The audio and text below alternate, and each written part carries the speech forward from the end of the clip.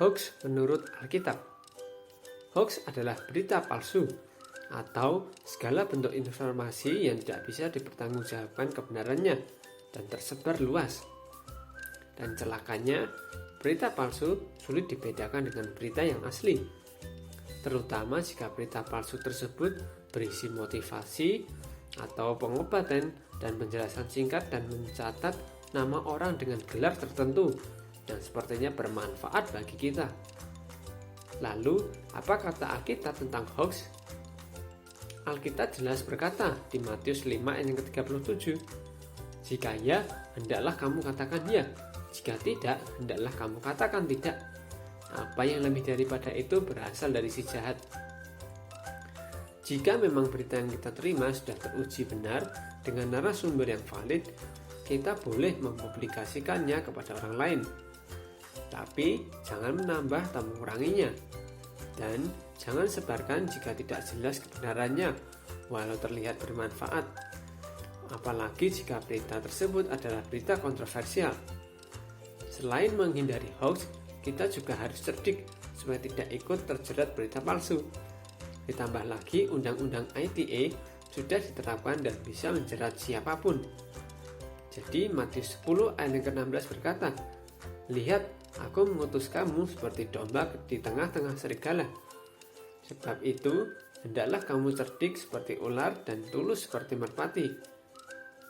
Di zaman dahulu pun hoax disebar supaya berita kebangkitan Yesus dibelokkan, sehingga banyak orang tersesat bahkan sampai saat ini. Seperti yang ditulis Matius 28 ayat yang ke-12 sampai 15. Dan sesudah berunding dengan tua-tua, mereka mengambil keputusan, lalu memberikan sejumlah besar uang kepada serdadu-serdadu itu dan berkata, "Kamu harus mengatakan bahwa murid-muridnya datang malam-malam dan mencurinya ketika kamu sedang tidur. Dan apabila hal ini kedengaran oleh wali negeri, kami akan berbicara dengan dia, sehingga kamu tidak beroleh kesulitan apa-apa." Mereka menerima uang itu dan berbuat seperti yang dipesankan kepada mereka. Dan cerita ini tersiar di antara orang Yahudi sampai sekarang ini. Padahal jelas tertulis dan terbukti dan tercatat dan diakui dalam sejarah bahwa Yesus Kristus telah mati dan bangkit pada hari yang ketiga. Ratusan murid-muridnya menjadi saksi kebangkitannya dan juga kenaikannya.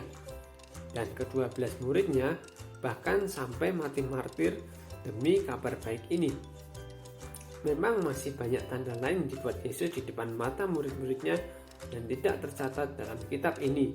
Tetapi semua yang tercantum di sini telah dicatat supaya kamu percaya bahwa Yesuslah Mesias Anak Allah, dan supaya kamu oleh imanmu memperoleh hidup dalam namanya. Jadi semuanya tercatat supaya kita tahu kebenaran akan Tuhan Yesus Sang Juru Selamat. Dan maukah kita ikut menyebarkan berita baik ini?